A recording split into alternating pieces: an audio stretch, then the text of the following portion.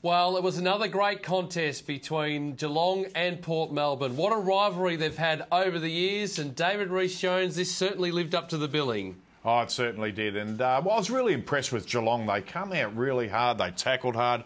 They did all the things you'd expected. But two of the real powerhouse teams of the last few years, they really gave us a game that we really did enjoy. It was hard and tough in the contest. Plenty of 50-50 contests all the way through as we take a look here at one of the goals for Port Melbourne. The only goal they pretty much kicked in the opening quarter. It was all Geelong early stages in the wet conditions. Yeah, it was, but they were struggling to put real score on the board as well and wasted quite a number of opportunities. But were able to get their nose in front at quarter time and look the goods. You know, they had a lot of young players out there, but really did have a crack, and they tackled and chased hard, and it was a terrific effort by an undermanned Geelong team. Well, the way you were looking at it, it was like Geelong were the undefeated side heading into this contest. The way, as you say, they tackled, their aggression at the ball was sensational.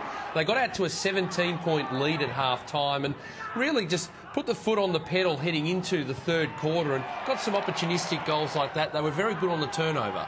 Yeah, well, they come out and kicked 4 goals at the start of the third quarter, and you really thought, well, that's it, you know, it's all over now.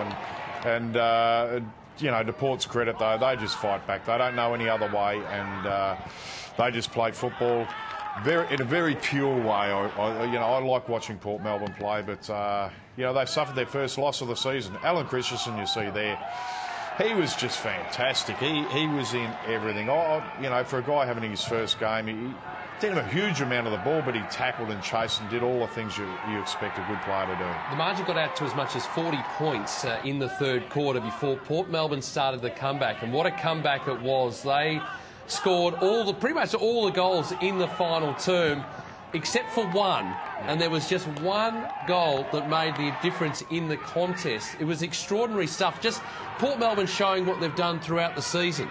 Well, this was it. This was the start of it. 6 goals they kicked in the last quarter, and they were just terrific. Chris Kane on the end of that one.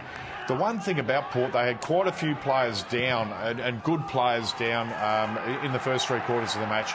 All of them lifted and looked for a time there like they were actually going to win the game, Port, but there's a siren, and Geelong worthy winners. Well, they hung on in the end. Another classic between these two sides, and as you can see there, fairly even across the board, particularly on the inside 50 count, which was skewed towards the Cats.